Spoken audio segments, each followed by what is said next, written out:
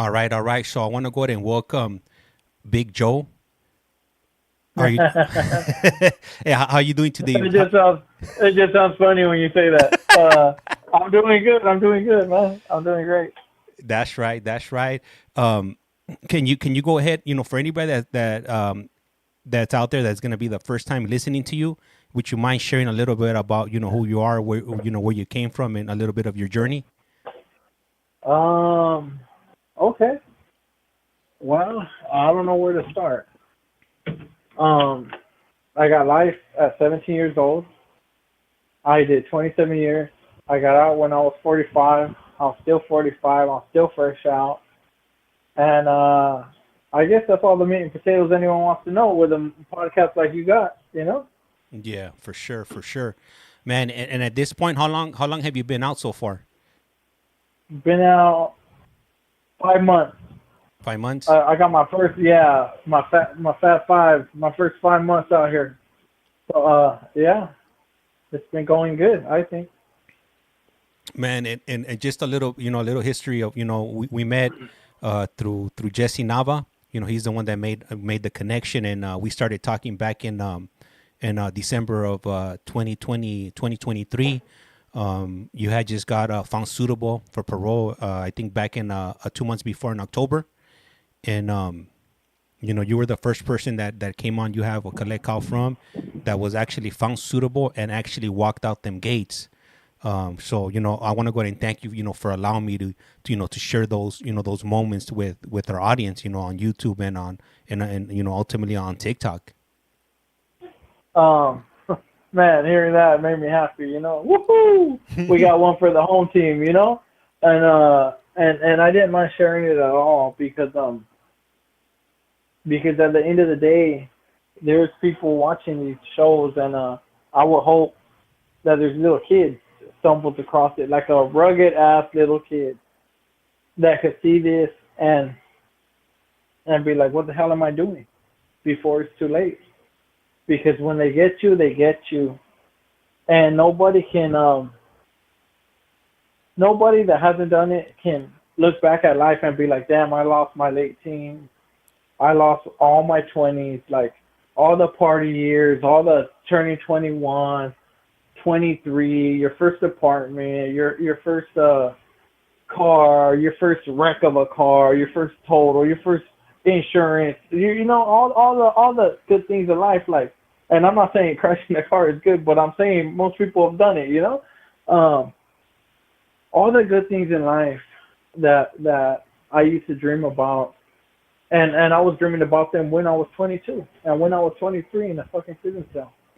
And that's all any of us on this podcast are really trying to do is trying to prevent you from coming into jail, because at the end of the day, you just throw your life away. And that took so long for me to realize that. But looking back, that's what I did. I lost all my 20s. Hmm. I lost all the 30s, and 30s are good years. And now I come home and I'm an old man. So that's it's all gone, and I could never get it back. And that's saying it with myself. Like, there's family members that died that I could never get back, that never see me come home.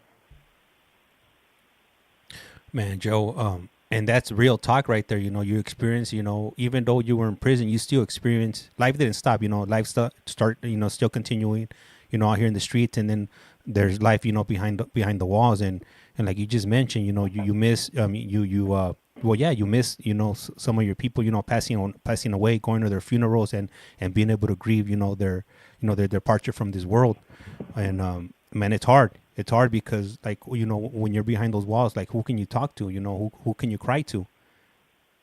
Um, If that's the question, nobody. yeah, You yeah, know, because I mean, I don't know how level one will be, but even at level one, even as low as that, like even juvenile hall, even the county jail, like a man, the way we think when we're that age and the way we're brought up, like a man's not supposed to cry. And that's how I grew up. And now I look at that and I'm like, that's bullshit, you know? yeah, But when you're thinking that, and if you're living a lifestyle where only you will probably think it will be weak, Because anybody that I don't give a fuck how hard I've been in all my times. If somebody's mom died and he cried, like I wouldn't think less of him. You know, I will probably think like, man, I wouldn't have did that, but I wouldn't have thought less of him. You know, but we put pressures on ourselves, and I don't think nobody would openly cry. You know, Yeah. unless they were mature. Yeah. And thank you, for sharing that. One of the reasons that I wanted to do a follow up with you was, to see, where you're at, in your life. Also, but before we get into that, there's a big topic going on right now um, where the board of parole of the board of parole hearings is denying people for the communication that they do on the tablets, with their loved ones and their families. And the reason I mentioned that is because I remember, the first day when you got out and we stopped at that McDonald's right there in Indio, and you said something that stuck with me. You said, "Man, James, like I was, at the beginning I was scared to talk to you." And I was like, "Why? Like, like what did you like? Like I said something like why? And then you said that because you were giving an interview during that process, when you're waiting for those 150 days to be found suitable to see whether they're gonna let you go or not. And then I think one of the things that maybe it wasn't back in your mind was that they were gonna use something that you said or twist it up and misconstrue it and pull your date. And so right now, the board, if individuals are getting in fights with their wives, their loved ones, their family members, the board of parole might use that against you, to take your date. What was your experience like? Were you communicating with your loved ones like you were, prior to your parole, date, or did you like Oh, slow down on that? no. I communicated with everybody still, right? But I'm gonna be 100% honest with you and say, like, if somebody got in an argument with a family member or a wife, like, or a girlfriend, right? That's your bad, because at the end of the day, you should how like, I don't get it. I don't get how you cannot know that. When I was going to board, like, probably 2 years before, and especially at that time, like, I was watching everything I did on the tablet, and it was strategic. It was I don't know if man, I don't even know the word, but it's like a very tedious very tedious thing to live your life like that, because every second you're like, don't slip up, don't do this, don't do that, right? Because an argument to us and our family members, like, that's your family member, you love them, they love you, but it's not going to look that way to the board, because now they're going to be like, you don't got coping skills, you couldn't even handle a simple conversation, you couldn't even talk about this without using this word or that, right? They're going to jump all over you, and I knew that years before I even. Oh, my bad. I didn't know that years before. I knew that when they said they're giving us the tablet. Before we got the tablet, when they said they're going to give it to us, the first thing that went off in my mind was red alert, red alert, red alert. You're going to board. Red alert. You can't do this. Red alert. You can't do that. So my checks, my systems were going off. Just like a car, just like the engine, just like the brakes. All these lights are going off in my head. So I knew that. Now, at the time, I don't know where me and my wife were at, right? But at the time, I remember there was a point where I wasn't talking to her at all. We were going to get a divorce. And when she came back into the picture of Googling my name or inmate locator or, like, checking on the date, because she's not dumb. She knew I was going to board, But when she did that and she jumps back in, I'm trying to keep her at arm's distance, because I'm like, I could see the road in front of me. I'm running and I could see it, and I could see the exit door. And I was like, in my mind, I'm like, I don't need you to take that away from me. And she did say something. She said something, I can't remember what it was, but me and my wife really don't fight like that, right? Like, I don't. there's no verbal higher tones. There's no, you know, like I'm always been chill. But she said something and she was trying to take it somewhere. And I remember writing her a long ass text. And I told her, like, hey, I don't want to, but I will cut you loose. You will never be in my life again if you can't contain yourself right now. And she didn't get it. Oh, I told her I was gonna block her. I said something, but I put it like I'm trying to talk to my wife in code. Like, hey, fool, you're fucking up right now. Like, they will pull this date with this stupid whatever you're trying to do right now, right? And you can't tell them that because at the end of the day, they're reading that. So I'm doing my best. She's been with me forever. She should know what I'm saying. I did my best to try to tell her that without telling her that, right?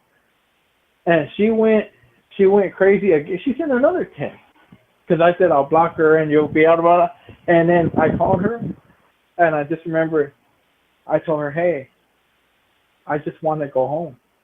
And she's like, I know that. And I'm like, no, you don't. Listen to me. I just want to go home. And I probably told her that 4 more times. And then it clicked in her head. And then she got it. And at that point, I thought I was doing too much. I thought I'm being obvious. Like, you know what I mean? Mm-hmm. But she got it. And she was like, you know, she went on a whole other trip. She was like, we'll take counseling when you come out. We'll take couples counseling. I'm all for it, you know. But she caught what I was saying, you know. And and I was like, and then she seen me at visit, and I told her, what the hell are you doing? Like, oh, they will take my shit so fast. What you talk about? You want me out there, and what the hell are you doing? You know. So at visit, I got to talk to her really, but she was like, I'm sorry, I didn't realize. And I'm like, what do you think they're doing? What do you think they're doing right now? They got a magnifying glass looking for any reason to deny me. They gave me the date, and I don't feel like they gave me the date. I feel like now it's investigation time. Now let's see if we really, if we did righteous by choosing him to go home, you know? Mm-hmm. So I was on defense the whole time. I was on defense 2 years before I went in that room. I was on defense a year before I went in that room. I was on defense 4 months before I went in that room. And when I got the date, I was still on defense. I couldn't even enjoy getting a grant. I enjoyed it when I walked out and talked to you. Mm-hmm. Yeah. Prior to that, there was no enjoyment for me because I was just waiting for some boulders to come from the left side where I couldn't see, you know? Yeah. Yeah. Yeah. So when you say that right now, if anybody's like, that's messed up, or I mean, especially if you're in prison, like, how could you be so stupid? Is what I want to say. You know, how could you be so stupid to leave yourself open like that? Because this is a fight. When boxers walk into a ring, does the boxer walk in and leave his hands down like an idiot and go, hey, guy, what are we doing? And get punched in the face a couple times before he puts his hands up? Mm-hmm. No, he knows he's in a fight. Protect your face. Don't get hit. Right? So when I heard that right now, you know, I get animated sometimes. I get angry still sometimes. Yeah. That made me angry, you know, because it's like, how could you complain about something like that? You should have knew better. Mm-hmm. And the wives, I get that they're, you know, I understand them not really realizing the depths of everything that could go against you, right? So I understand that. But at the same time, you got these shows, and you got all these prison wives or whatever, right? You got all these websites 60 where days. they give each other game. Or what is it? Oh, yeah, like Reddit or even TikTok. You know, you see all kinds of videos and stuff. But yeah, I know exactly what you're talking about. Yeah, so you go get Chat GPT. Mm-hmm. Will my man get denied if I say this in the board? Come on, the computer's going to tell you. The AI is going to tell you, girl, you better back up. You better back up right now if you ever want to see this fool alive again on the outside world again, you know? Yeah. Yeah, so and if you're getting in fights like with your brother and with your uncle or whatever the case may be, right? That tablet will deny you. Obviously, right? Mm-hmm. So that's the first thing I knew. But the second thing I knew after months of being like, man, that sucks. This is stupid. Like, after all that victim stance, Mm-hmm. my brain turned on. And I said, fuck it. If the tablet can deny me, then the tablet can release me. So when I'm texting my wife or she tells me a problem, anybody tells me a problem, I'm texting back with self-help. I'm texting back with, this is why you have to do this because it does this, and this is why you think this way. And, when I was younger, I didn't really understand my feelings, my emotions, so it caused this, and that's why I did my crime. Right? I was throwing everything I could throw at them. Hey, that's Because, hey Joe, that's genius right there. Yeah. That's genius because you just said this tablet could set you free. It could it could either put end you or it could set you free. But Yeah. I definitely hey, my hats off to you for realizing that and using that tablet in your favor instead of using it for I'm pretty sure what it was intended for to get you caught up. Yeah, bro. Put it this way: if there was an incident that I could speak about in a self-help positive manner, I was doing it, bro. Mm-hmm. I was like, man, that guy must have felt this way, and you know what I'm saying? Because you're giving insight now on life, on everything. The CEO did something, right? Oh man, I know it must be frustrating for a CEO. They have to work here, but at the same time, Yeah. I could see he lost his composure. He didn't act professional. He raised his tone when he didn't have to. It escalated the situation, right? Yeah. Everything, bro. I was fighting for my life, and I started throwing self-help in every avenue I could throw it in. Mm-hmm. And let me ask you something. Did you ever see anybody get denied over that tablet while you were there? Yeah, they got denied because they were talking to multiple women, and the commissioners were like, "That's manipulation," Hold on. You said that they were speaking to multiple women? Yeah. Oh. Okay, check this out. Yeah. Check this out. If I'm talking to my wifey, I'm just gonna give an example so everyone gets it. If I'm talking to wifey and I say, "Hey, I need 240 for store," or I don't know what store is now. I heard it went up, but at the time, "Hey, I need 240 for store." She's like, "Yeah, I got you." She sends it. JPay comes in. I tell my nephew, "Hey, nephew, I need 240 for store." That's not even a girl. I just told my nephew I need 240 for store. Yeah. He sends it, and you're doing right. So the what's the board member gonna say? He's gonna be like, 240? That's their max. And you're fucking conniving these people for money. Mm-hmm. You're fucking stacking your books because you want to parole with a little pocket change, right? I see what you're doing. That's pretty smart. But what's pretty stupid is you just lied to them, which means you'll lie to me. It's manipulation, right? You're going to get denied. And then also they might ask you about it too. So what are you going to answer to that if that's something that you're doing? So you're going to hang yourself. Well, yeah, you're going to get denied. There's no way about it. Now put it with two girls and put no money in it. You're talking to two girls. There's going to be flirtation, even if you got wifey, and even if you're trying to not be too crazy with this girl, but you have her there because you might go home, right? Mm-hmm. There's going to be things that come out. The most innocence of flirting. The most innocence of flirting to me is, oh, you think you're playing both of them. So you got no integrity. You're not honest. We just asked you, could you be honest with us? You said yes. What are you doing over here? Deny. Like, they don't need much to deny you. They're looking for the smallest of things. So, yeah, bro. Everything's game. Everything's game. You know, when I see a new guy come to the house, they look just like me when I got out. We are so fucking happy we made it out because we know how hard it is. And at the same time, if nothing's guaranteed in life, like you can get a new governor that does away with all of this. And then you're just stuck. And then you're just like, you know, like you didn't make it. You didn't make it out. And then it's going to hurt more because people like me did make it out. You know? Mm-hmm.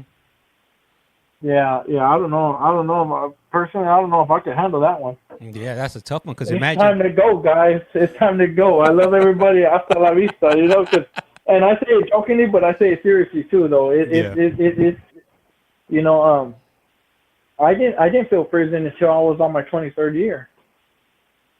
In my 23rd year, it started hurting. Not bad, but it started. And every year after that started hurting. Like, damn, I can't take it no more. Like, that's it. I got nothing left to give. That's how I started feeling.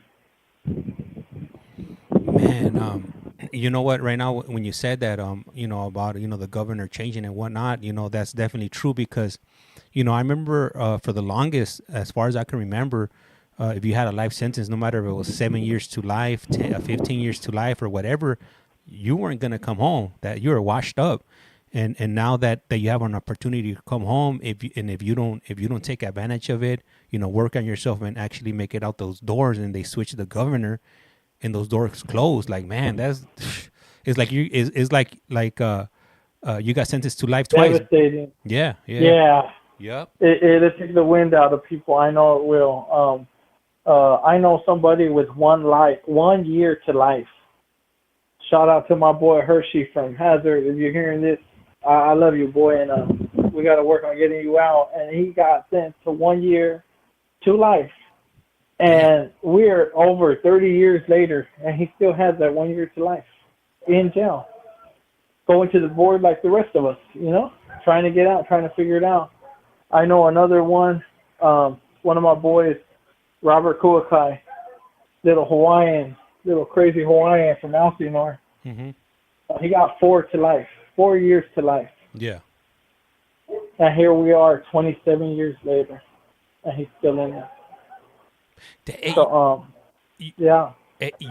When you say 1 year to life, what kind of case do you catch? Okay. Because the case was, I know the knife was used, so he got the knife, right? Mm-hmm. That's the 1 year. I think it was like a kidnapping, but it wasn't a kidnapping. Okay. It was like like pretend, and I don't know if I'm accurate, but I believe I'm pretty accurate. It was like a gas station, and fools were tripping, and next thing you know, a fool jumps in the car with 4 fools and got the knife on everybody, and like, I don't know if they drove a little bit away or what, but if you move a person 10 feet, like, that's kidnapping. Yeah. It was something like that. Nobody got stabbed, or, you know what I mean? It's something like that. Like, it's what it is. Fool, check this out. You come back to the back alley right here. Show me you ain't driving, something like that. And the kidnapping charges, I believe, were filed. A 0 time for them, life sentence for them, 1 year for the knife, something like that. And I'm not no lawyer, but I'm sure a lawyer could figure it out. A DA could figure out how they gave him 1 to life, Yeah, that's the first time I hear about something like that. So that one definitely left me shocked. Yeah. So it's messed up, and both of them fools I mentioned right now, I got love for both of them. Mad love for the both of them, and they're both in there. Yeah, man. Yeah. So back to the the tablets. We were talking about the tablets. So the tablets could be a good thing. It could also be a bad thing. Depending on how you decide to utilize it. Another thing I think that the board is also is focusing on is a restitution, avoiding paying your restitution. So having your people have put the money on somebody else's book instead of putting it on your books. How big? Absolutely. That's a denial off the bat. Because again, now you're. I believe this is the law. I believe you just broke a law right now that no one's gonna prosecute because it's so petty. But pretend it's not a law, people. Yeah. You got convicted of murdering this poor person or vandalizing this house or stealing this car, right? So they put fines on you, and your criminal thinking has caused you to figure out a way to avoid your responsibility, avoid what the government says to do, and you're like it's like you're getting money, and you're working a side job and taking the money under the table and not reporting it to the IRS. Now that's not big in the grand scheme of things, right? But if you're trying to come home off a life sentence from a board hearing, from commissioners, that's all they need. This is like bigger than the moon. You just gave us something bigger than the moon to bury you with. Matter of fact, let me put this moon on you. Sit on that for a while. You know? And I did all that, James. I did all that. And I stopped doing it, but keep in mind, when I'm shitting it, when I get the grant and I'm shitting it, I know they can look back and they could just find anything. And that's just one topic. I know how dirty I've been. I know. And that's not even dirty. That's clean. That's clean right there. But I'm saying it's still a denial. But I know who I was, and I know if you had me to investigate me, I will be done. There's no doubt about it. Mm-hmm. And I think if you had me to investigate anybody, they'll be done. Like I'll be with a fine comb, big boy lights, we need some stadium lights up in here because I'm gonna see everything right now. You know? Yeah. Yeah. So that's why I was so nervous when I got my date because I knew I had to do 5 months of investigation and you got to beat it all or you don't come home. And how often have you seen somebody lose their date? You know, within those 5 months when they are investigating them. I don't know. I never kept tally of the guys that lost dates. I only remember the guys that went home. You know, but I know I've seen my fair share of them, enough to scare me. You know. Yeah. Yeah. And if there's anybody on here listening to this conversation, what advice can you give them? To help them, help their loved ones come home and avoid getting a denial on that BPH hearing. Are you talking about like people that are talking to the guy that's incarcerated or the girl that's incarcerated? Yeah. So like if somebody's on here and they're married to somebody that's incarcerated, how can they help them, not get a denial? Well, I would start with talking about self-help and therapy and incorporating the conversations along with your loved one. Because I think it just looks better for the board. Now they're like, oh man, he must have taught her because those people don't have to learn that stuff. Or they might be assholes and be like, she's teaching him, But who cares?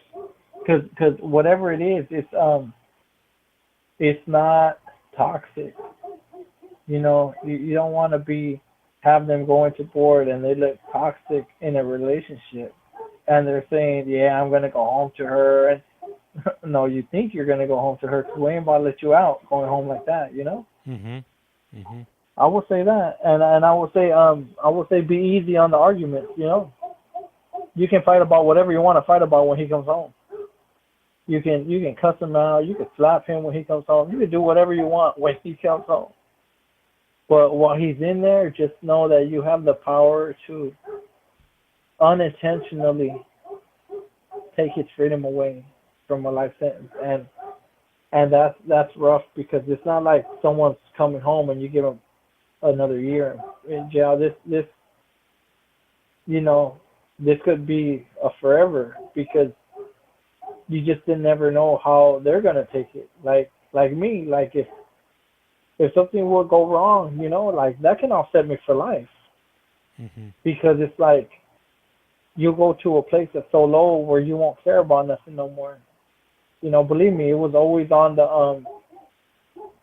on the verge of my mind. It was always right there. Like, man, if I don't get this, man, because it's like you put in so much work for it, and you're getting close, and you think you're never gonna win, and it's like I can't even blame guys, even though I'll say, man, he's stupid. Like I can't even blame them when they spiral out of control and do some stupid shit because it's like, man, I feel all that pain, Yeah, it's hard. Hey, you know what? I want to go ahead and read off a comment right here that one of our viewers put right here on TikTok, and it's lovely_Gigi, and she writes, "This has been very helpful to me in all areas because my son goes to board and he needs to know the do's and don'ts." Yeah, and the dudes are never like, even if he's boiling inside, right? Like, don't show it on the text. Don't you show it on the phone call. Boy, you better sit your ass down for 48 hours before you talk to me. You better make sure that shit's out your system. And and I'm not saying he has a crazy relationship with his mom, but I'm just saying for anybody in his life, because it's it's ugly, It's ugly what they can do. And you know what, I'm gonna say this, because now that I'm out, I know a lot of girls that have life now, and sometimes I hear them talk, and like, nothing against them or nothing against what they went through, But I'm like, how did a board let you out? You're still like, because with the guy version, like, if they see you any potential threat in you that you can harm somebody, you deny it. I don't care if they have to make up the reason they denied you, right? Because they will. They will absolutely make up a reason, and nobody can overrule their decision, right? But with the girls, something because we have to do groups, out here, and I'll be hearing them talk, and I'll be like, how in the hell did you get out? Because there's still so much issues going on with them, Yeah. And it's like, I will fuck, and the verbiage is just like, man, you're one step away from getting rearrested, because you still do, right? Yeah. But so the board, what I want to say is the board is a lot more lenient on the women lifers, because we have to go in there and be like what would you call the perfect boy? We have to be something. We have to be something that's on hit, like perfect. Mm-hmm. And I see them, and they're coming out, and I've taught some of them things about in general, about life, about ourselves, about people, right? And they've been receptive to it, and they've been learning, and that's even more amazing because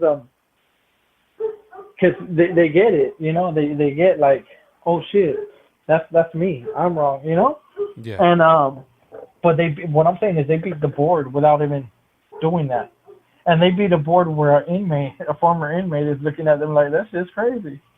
I don't know how they got out, Hey, Joe. Yeah. I got another question for you on from the YouTube side from Scorpio Rising, and she's asking, do you think they pay more attention to the next gang members than they do to the regular Joe? Wait, what do you mean? So when you go to the board, are they harder on a gang member? Are they going to be scrutinized more than somebody that doesn't have any gang ties? I'm thinking that's the way I'm interpreting that message. That's what she's. Well, I don't want to say what, I don't want to say certain things on here, but I don't think they could have said. I don't think they could have mentioned a bigger gang on the planet when they were talking about me. Mm. So did I get scrutinized for me being me? Hell yeah. Hell yeah. Oh. And again, I don't want to say no. I don't want to say nothing. Yeah. I don't want to give nothing a face, right? But if you know anything, right, a little bit, then I just said it all to you. Yeah. In the audience, So actually, she just clarified. So she meant on the tablet. So do you think if you're a known gang member, would they pay attention to you more on the tablet opposed to like somebody that's absolutely not, because everybody's a gang member. If you walk in a CDCR as an inmate, you're a gang member, unless you just went SNY from day one out the county jail. Mm-hmm. You never touched the prison yard. You're super innocent. And I couldn't even think of nobody who did that. Yeah. So yeah, everybody in jail is a gang member, and I think I've explained some of this before. Mm-hmm. But she might have not heard it. People are coming in. if you're a normal, there's a movie out there called Fallon, and if you get a chance, watch it because that's real. This is the realest prison movie I ever seen. If you're a normal white guy and you got hair and you comb it to the side and you're a stockbroker and your name's Todd or Brady or Brad or some right, you're like the perfect business suit wearing, glasses, right? You're just perfect all the way around. You drive an Audi, and you go to jail in California. Is that guy a gang member or not? Is he a gang member, James? Absolutely. Why though? Why do you say that? Now I'm curious. So you know, from my times, you know, hitting county jail, as soon as you hit county jail, you gotta fall in place with somebody. So if you're Hispanic, you're gonna fall with your Right. people. If you're white, then Right. that's who you're gonna go Right. with. So Right. it's automatic. It don't matter. Yeah. So Todd has hair and he comes in looking beautiful skin color, no tattoos. He looks like he's gonna go home and he came in for a crime. Mm-hmm. A year into his sentence, Todd don't got no more hair no more. Now he's bald, and now he don't look so like maybe he looked innocent. Now he looks genuinely rugged. Mm-hmm. You know, now he got the gold teeth kicking up. You didn't think he could look like that. Yeah. And in 2 years, he has lightning bolts down his neck, Mm-hmm. and he could be going home, but it changes you. So without anything, without any of that, pretend he had no tattoos still. Pretend he kept his innocent look. Yeah. Pretend everything, nothing changed. CDCR already labeled him a skinhead. They labeled him something. Yeah. There's no way he don't go under the woodpile branch. Mm-hmm. You can't be an individual, and I'm not talking about the incarcerated individual side of things. I'm not talking about the inmate side of things. I'm not talking about the prisoner side of things. I'm talking about what CDC eyes lens. Yeah. What are they looking at through their glasses? Yeah, Todd's a gang member. Todd is a Peckerwood. He will kill for the cause. He will die for the cause, even if he won't. Yeah. Even if he has this in his mind set up like, I ain't doing none of this shit. Well, they're looking at you like that. So when I hear that question, whoever her loved one is in custody, he is a gang member, you know? Yeah. And if she was referring to maybe someone else that she thinks they're more harsh on him and less harsh on other people, no, the other people are going to be gang members too. You don't have to be a Crip to be a Crip, labeled a Crip by CDC. Yeah. You don't have to be a homie to be labeled a homie by CDC. You are labeled that from day one. And maybe they do that because they know eventually you are going to be that. Whether you want to or not, like you said, you fall in line. Nobody leaves anybody to just be stranded out there and say, hey guys, I'm going to do what I want. Oh, you think that? Oh, come here, check this out. We're going to, and then bad things happen, you know? Yeah. So yeah, everybody is in California. Now, if she's from another state, that's different. I don't know A from Z in any other state. Mm-hmm. You know? Yeah. That's what I'm accustomed to. Yeah. So yeah, when it comes to other states, I absolutely know nothing. Not that I've been in prison or anything, but you know, some of that stuff, you know, you do pick up in county jail. So yeah, I really know nothing after watching 60 Days In. I know absolutely nothing about these other places. 60 Days In. Mm-hmm. Oh man, I haven't watched that maybe like in 2-3 years, but I had some good laughs. I started watching it right before I came home. They started showing it on TV, and we'd be like, "What is that? Like what? Like you know?" So we were making fun of it over here, but yeah, again, absolutely nothing. If it ain't California, I don't know nothing about it. Hey, you know what? To change the topic, Joe. So okay, so when you got found suitable for parole off a life sentence, are you required to go to a halfway house, or do you have that option of going to your loved one's house? Well, you have the option, but it's going to be a denial. Okay. Yeah, that's what my before I even went to board, my commissioner, deputy commissioner at my consultation hearing. Mm-hmm. After the hearing was done, I didn't leave the room, and I told him like, hey, the mic's off, everything's off. He's like, yeah, and I'm like, man, tell me how can I come home? Like what do I, you know what I mean? How can I do it? And he was cool and he was genuine. You could tell when someone's lying to you. Yeah. And he was like, check this out, fool. You want to come home? First thing you need to do is get that fucking I'm going to my wife shit out your fucking head. And I could not grab it at the time. Yeah. I'm like, what the fuck is this fool talking about? Like, don't they want me to do good? Don't they? Right? So Yeah. you're throwing all these things because you're personalizing it. You're like, man, what the fuck's wrong with him? This is the best spot I'm gonna be at. Mm-hmm. Anyway, they don't want to hear that, and it's a denial. Because if you can't come to the grips of reality, of at least admitting, hey, I've been gone 20 years, I don't think the best thing for me is going home to my mom's house, even though she owns the house. I think I need to be supervised. I think I need to be grabbed by the hand and held and catered to a job, catered to food, catered to no rent. Because they look at it like you are delusional. Yeah. What makes you think you're going to come back into this world after doing over a decade, over 2 decades, over 3 decades, and come back right into the swing of things? You lose your fucking mind in jail, what's wrong with you? That's how they look at us. So if you go in there and you're like, yeah, I want to go here and I want to do this, they're going to be like, nah, this fool's retarded. This fool don't get it. Yeah. Like, if you miss work a year out here, if a girl gets pregnant and for whatever reason she has complications and she's missing work for the whole 9 months and then 3 more months taking care of the kid, and she tries to go back to work, where does she land in that work field? Because some people will say it might be a little rough going back into it. If she didn't, like, if her job didn't keep her, if she has to go to another spot, you lose 2 years of no work out here.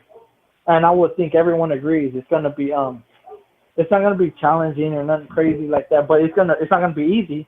Like if you're just jumping from job to job and you never had no break, it's gonna be they're gonna see that you were not working for 2 years. So employers might be like, what, you just quit?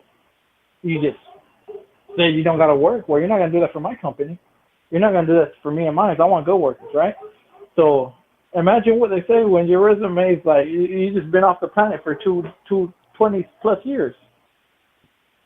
So if you say that, that's what my first deputy commissioner told me. He was like, we're just gonna deny you because you're so far out of it for us to even give you a date. Yeah. Yeah.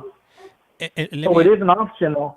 You can't actually do it, but I'm just saying what he told me. Yeah. And we all follow suit with I just want to go to a transitional house, but it is mandated. And I don't think they tell us that because I got the paperwork now. Yeah. It's mandated. If I leave this house, I violate parole. Let me ask you something, Joe. So, what was your biggest struggle when you came home that you didn't anticipate, that you couldn't even imagine while you were waiting, those 150 days? Once you stepped out that gate, something that just blindsided you. It could be job-wise, transitional housing-wise, something that you think that could offer some value for, somebody that's in a similar situation as yours that is about to come home and maybe their wife or their mom is listening here. What kind of, what can you share with us that'll help make that transition easier for them? I don't know. Because I didn't have my social for 40 days. That meant no job for 40 days, no GR, but I anticipated that, and I anticipated it to be longer than that, so I was prepared for that. But what blindside? I got one. Yeah, okay. I got one, and everybody that don't know, I'm gonna say like this. I've almost, since I started driving, I have got hit once. I have got hit once. It was like one of those freeways where it's bumper to bumper. Mm-hmm. We're going like literally 1 mile an hour. And somebody bumped me from the back, and I was like, how you bump, right? I couldn't believe I got bumped from the back, but it happened. No big deal. But I'm gonna tell you like this, man. When you come home and you're driving, you got to watch out because they will smack you from left to right, back to the middle to the front. I've almost got hit. I can't even count how many times. Yeah. And I want to explain this from lane to lane on the freeway. I use my signals all the time too, and a lot of people don't do that. Mm-hmm. I put my signal on, and I'm turning into the other lane. And you always check and everything, right? And I'm like 80% in the other lane. And this little gray car came flying out of nowhere and almost hit and I pulled my wheel so quick, I caught it through my side of my eye. I pulled it so quick and I went back. Ooh, that fool was gonna smack me. But what I want to say is, you don't. Nobody tells us how dangerous it is when you're driving, because they will. Somebody almost ran into an opposite lane when I'm on the right side. They almost ran into my lane to hit me, you little dummy. But those things are, you can't, you know, I can see them coming. And I know that ain't what you wanted, but Yeah. Hey, but that's real though. That's real. Like, so everybody told me don't get a bike when I come home because the drivers are gonna hit you. Mm-hmm. And I was like, and then I go, you know what? Let me listen to everybody. Let me chalk this up. And this is, yeah, I could see it now, because when you're in a car, they almost hit you all the time. Yeah, out there in Southern California, man. It's definitely brutal. You know, I was recently out there. I was out, your way out in Riverside, San Bernardino area, man. And it was something ugly, you know, especially when the rain kicks in. It's like everybody forgets how to drive. People are speeding, cutting you off, no signals. So it's definitely you gotta definitely proceed with caution. You know, when you've been out the game as long as like you were, 27 years, you came back to a whole new world. Yeah, because they come from everywhere, and everyone's car, for everybody that's in there, man, everyone's car is dented up. The front's crashed, the back's crashed, the middle's crashed. All the rims, even the Mercedes and the Beamers, the rims are all scraped up because they're just rubbing on the curb. Their rims are itchy. They need to scratch them real quick. I'm like, dang, these people don't know how to drive. But anyways, I'm not talking about bad drivers because I'm out there. I don't want nobody to hit me. I don't want to say the color of my car. I'll just be quiet. I'm sorry, audience. I'm sorry, people. Let me just shut up right now. Oh man, hey, let me ask you. So, what about like maybe like job wise, getting all your paperwork in order, Social Security, ID, things of that nature. Because in order for you to be employed, and you gotta have all that documentation ready to go. Yeah. And because I know when you came out, I believe you had a few jobs lined up, but I did, and I couldn't take them. Mm-hmm. Yeah, I had they offered me a case manager job immediately. Actually, I went over there for a bus pass, for a 90-day bus pass for the public transportation, a free one at that. And I had a conversation, and it just kept going and going and going.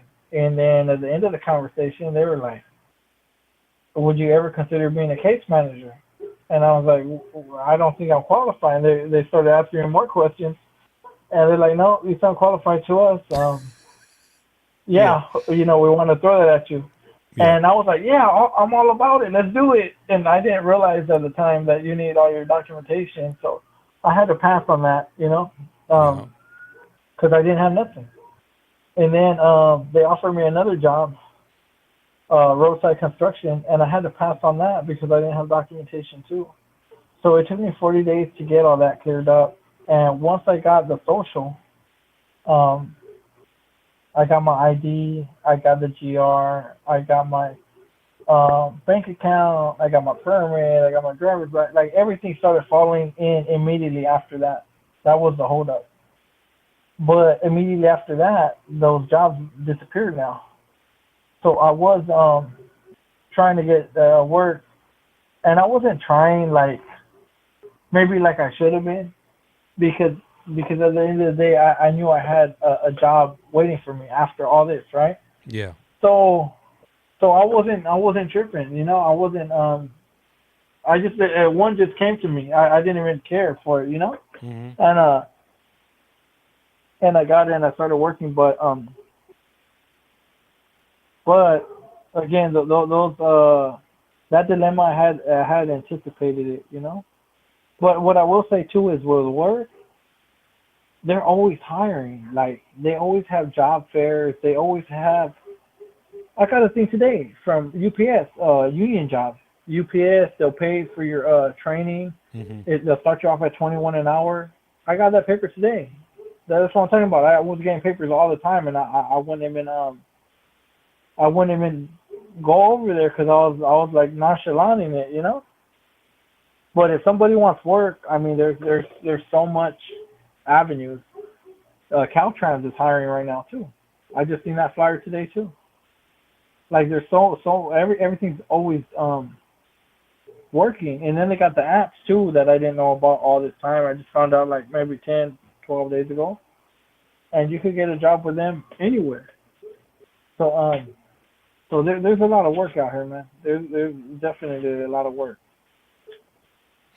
And I know we had a conversation I think last week, and you had mentioned to me like you came across some apps that'll possibly help people, Yeah. get jobs. Would you mind sharing some of that information just in case somebody needs a job and maybe that could help them out? Okay, and if you could too, put it in like a comment section. That way they could, if they don't catch it or they don't know where it's said, they could read it. Yeah. The first one is Tend, TEND, and they're all from the App Store, Mm-hmm. the Google Play or whatever phone you have, the little App Store. You get them; they're legit apps. Tend helps you get jobs, and I'm just gonna say the name because once you get it, you can download it and see everything they do. Yeah. Another one is InstaWork, just like Instagram, InstaWork. Get your shoes on, get out my house, go bring some money home. Insta work. Go get that. And another one is called Blue Crew. Or Blue Cruise. Either S or no S, Mm-hmm. So those are the three apps that I discovered recently. And they give you jobs like daily, like what's on tomorrow. Boom, $155. Oh, I'll take that. Yeah. $122. Oh, I don't want that one. But they give you jobs daily, and they give you jobs partially in the week, Monday, Tuesday, Wednesday, or they give you a whole week, or they give you a whole month, or they give you a whole 2 months. Like it's just whatever you want to fall in because they have so much variety placement that I can't see nobody not like if you want to work, you're gonna work. So if there's And any. these are the avenues. These are the avenues for people that maybe they're having a hard time finding the work Mm-hmm. because I've always said this: knowledge is power, and the knowledge we don't have, it hurts us. So when I give in the world or our community that's listening right now, when I give us the app, I just put power in your hands now. Now the power is in your hands, but you might have not had that because you just didn't have the knowledge of it. Like I didn't have the knowledge of it. But it's out there. It's out there for us to take. Yeah. Yeah. And how was it that you're able to figure these things out as far as like the apps and getting information? I don't know, James. I'm always right there in the middle of things. Somebody told me today I was sharing some information today, and Yeah. it's totally different. It was work related for sure, but it was and they were like this fool right here is gonna figure it out in life because he knows that and I'm like I don't even know. I'm just out here grinding like everybody else. Yeah. Yeah. Yeah. Yeah, Man, because it's a lot of us trying to get ahead. that's right. Like you're playing catch up right now. You're Yeah. yeah. You missed out on a lot, so it's your time to shine now and pick up where you left off. Yeah. Yeah. Man, that's cool, man. I'm glad, like you're sharing this information with anybody that's, willing to listen, and hopefully, they find some value in it. Uh, you know, And I want to say one more thing real quick. I got buddies from Northern California, and it doesn't look the same for them up there, you know. So if anybody is dying to get ahead, or dying to, like, not even get ahead, but just get a decent start at life after doing so many years, I would recommend you guys come to down south, because there's guys that hit Fresno and they transferred down here, and every county in the state has to have people parole there, right? Because it's a money game, and I'll say that after I say this. But nobody has the resources, from what I can see, like we have them down here. Like I said, I met so many girl lifers. yeah, Well, we all work together. We all work together down here. There's no shortage of jobs, and we're all mingling and bumping into each other at different places, at that place, this place, that place, because we're all getting out and we're all hungry and we're all trying to do it, right? But I don't get the same feeling when you talk about Northern California parolees who had an extensive amount of time. I think they're limited up there to the resources that they're abundant down here. There's so many, and I don't think they have the same resources. And another thing I want to say is, just like I talked about being in prison, and they get 180, what do they get? Oh, they get like 102,000. I don't even remember the numbers. I'm leaving prison so long ago, it seems like that I'm forgetting the numbers. But they get over $100,000 for inmate yeah, in the cell. easily. So what I want to say is, I discovered that that when we leave prison, they're still sucking money out of us. And what I want to say is, like, remember I told you I can't leave the house because it's mandated. Yeah, So what the boards do, or I mean, I'm not gonna blame the boards, but hmm the powers that be, we get mandated to the house. Now the house makes money off us. They're making like 3G's off each head a month, right? There's like 30 of us in the house. The house is getting money. Then we got to go to these groups. The groups are getting money. So when you talk about California taxpayer money and incarcerated people and the incarceration taking so much money of it, and when we come home, guess what? It don't stop. And nobody tells us this. I figured this out on my own. Like, they're just all sucking money out of us, and we're not getting nothing. But taxpayers are paying for it. I don't know if that makes sense to you, but yeah, if you own a traditional house, you're a millionaire. I don't care what anyone says. You are a millionaire. If you run a nonprofit, all the nonprofits, they're just getting money. It's just money that the taxpayers pay. So our first 6 months on the streets, we're still a plug for them to suck out money. Now, if you stay on parole longer, obviously you're gonna, if you're messing up and you have to get in the house longer or go through the programs longer, they just won again, because now, cha-ching, they're hitting more money at the casino. That's all they're doing, cracking the casino, ding, ding, ding, ding, ding. And I didn't realize it was like that, and it is. Oh, and I said that for a reason. When you're in Northern California and you have to parole over there, they might not want to let you go because of your money. And like, why you want to go to Southern California? Forget them. They don't have more better resources than us. We got everything you need right here. So every county is going to fight for each inmate they get because you're money to them. You're generating money. You're like a little Taylor Swift. You made the economy go up. You're like a tiny Taylor Swift. A tiny itty bitty Taylor Swift. But you're still it, because they're still sucking money out of you, yeah. Yeah. Let me ask you, Joe. I got somebody on the comments right now. They're asking about getting resentenced if somebody caught their case at 21, do you remember what petition they could file to try to get back into court to get resentenced? I don't know what they could file, but I know the Hurt case was working for us, and I know that SB 600 or AB 600, one of those was one of the guys got out from that, But Yeah. but again, look at this, James. He got out from the court. That's different from board. But you know what they did to him? Mm-hmm. Mandate 9 months of a transitional house. Mandate. So that's 9 months. 9 months of them getting money off of him. He got out through the court system, where I would think this is completely off limits. Like, court said you out, you're done, you're out. But no, they still found a way to get more money off of him instead of letting that man go home to his family. Yeah. So man. when I talk about money and like the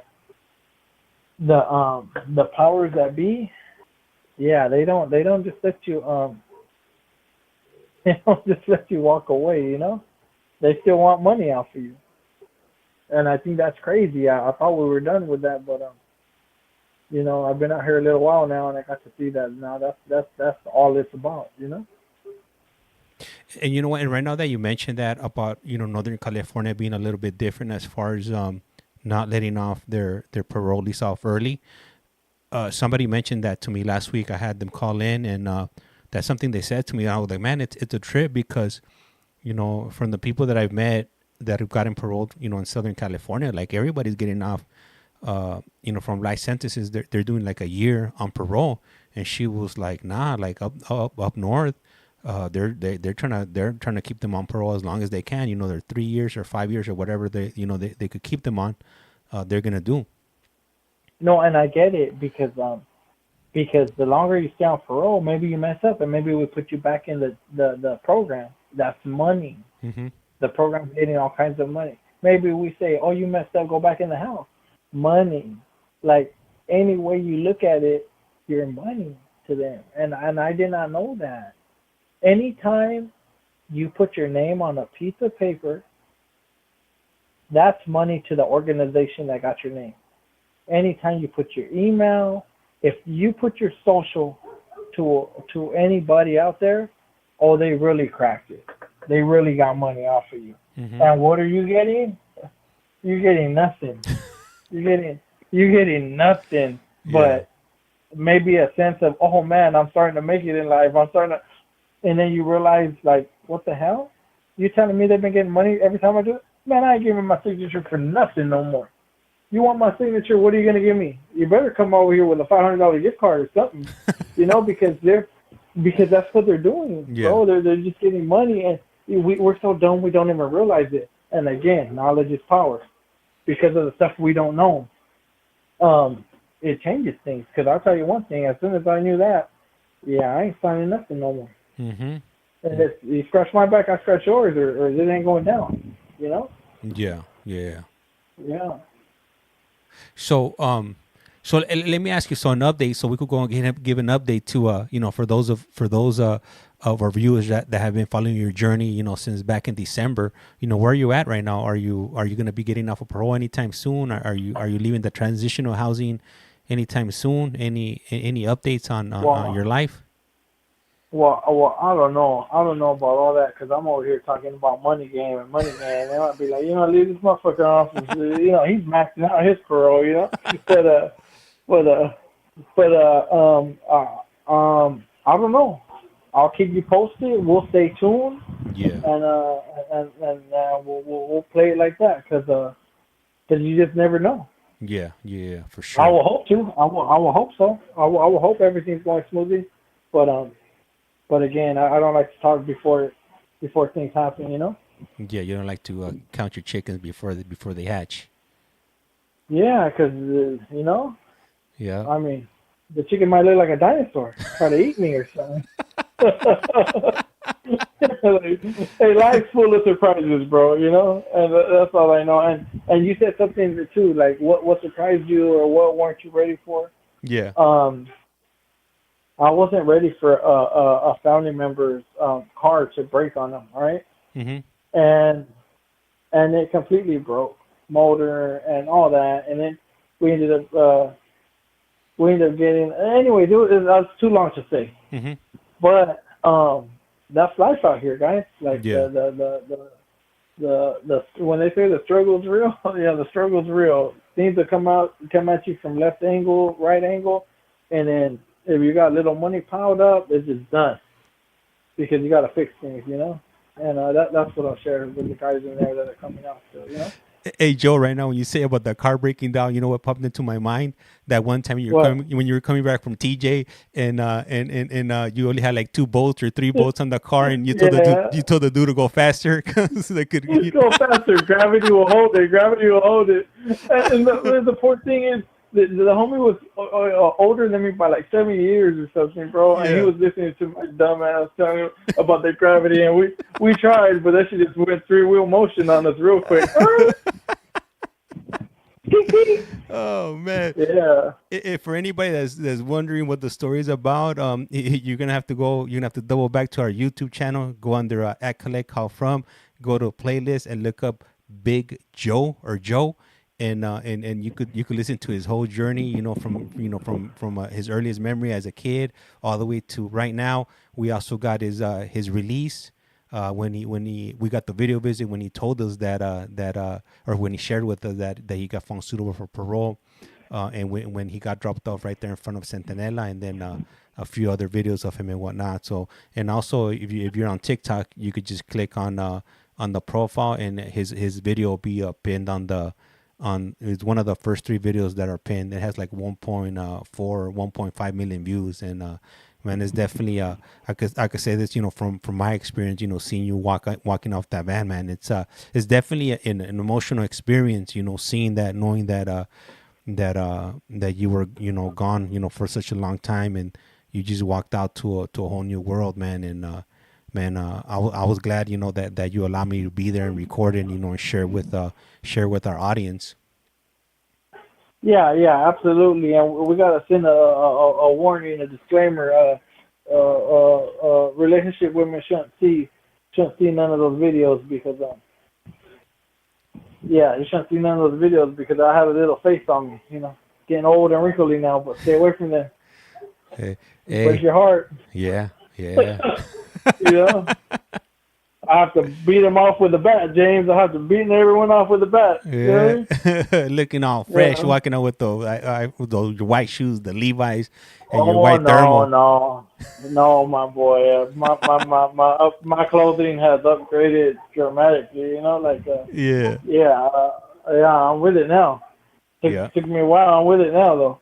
But yeah, bro, you have a good night because I can tell this is gonna be the ending because it just feel like the ending. So yeah, yeah, I'll yeah. let you have a good night, bro. And thank you for everything you've done. Thank you for the bike. I still got that right here for Petey Pablo when he comes home. And Yeah. yeah, Hey Joe, man. Hey, I want to thank you. yeah. I want to thank the audience. And like I said around here, life's like a Hey, Lex, candle. man. When you oh yeah, SoCal face right here. that's That's right. what's up. I ain't forgot nobody. That's right. You know Funky what I'm saying? monkey, Tony righteous monkey. Yayo. Yeah. You know those G's back up in here.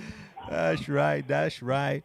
Hey, like I said around here, life's like a candle. Once you blow it out, it's lights out. And with that, Like, we're out. out.